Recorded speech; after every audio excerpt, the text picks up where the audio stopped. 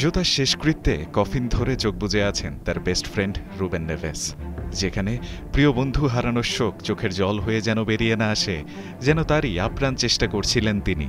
এমনই এক ছবি সোশ্যাল মিডিয়াতে হয় ভাইরাল। জোতার শেষ বিদায় অনুষ্ঠানে পর্তুগাল দলের সতীর্থদের পাশাপাশি ছিলেন ফন ডাইকের মতো লিভারপুল ফুটবলাররাও। অথচ পর্তুগাল দলের ক্যাপ্টেন হয়েও সেখানে কিনা এলেন না ক্রিস্টিয়ানো রোনালদো। উল্টো কিছু সংবাদ মাধ্যম জানালো এই পর্তুগিজ ফরওয়ার্ড ছুটি কাটাচ্ছেন পরিবার নিয়ে।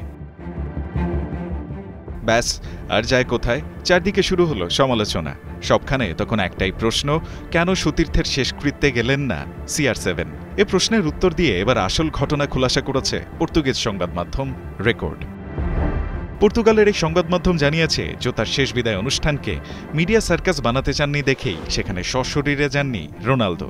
কারণ তিনি গেলে সেখানে অতিরিক্ত সংবাদ মাধ্যমের উপস্থিতি শোকগ্রস্ত পরিবারের জন্য হতো যন্ত্রণাদায়ক। তবে জোতার স্ত্রী রুথ কার্দোসোর সঙ্গে কথা হয়েছে তার, এবং জোতার স্ত্রী এবং 3 সন্তানের পাশে যে কোনো প্রয়োজনে যে কোনো সময় পাশে আছেন CR7, দিয়েছেন এমন আশ্বাসও।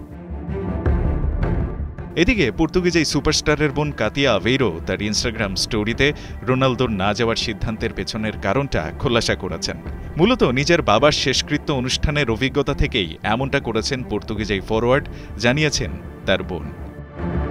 কাতিয়া জানান, রোনালদোর বাবার শেষ বিদায় অনুষ্ঠানে পর্তুগালের রাষ্ট্রপতি সহ ছিলেন কোচ লুইস ফেলিপে স্কলারির মতো অনেক হাই প্রোফাইল লোকজন।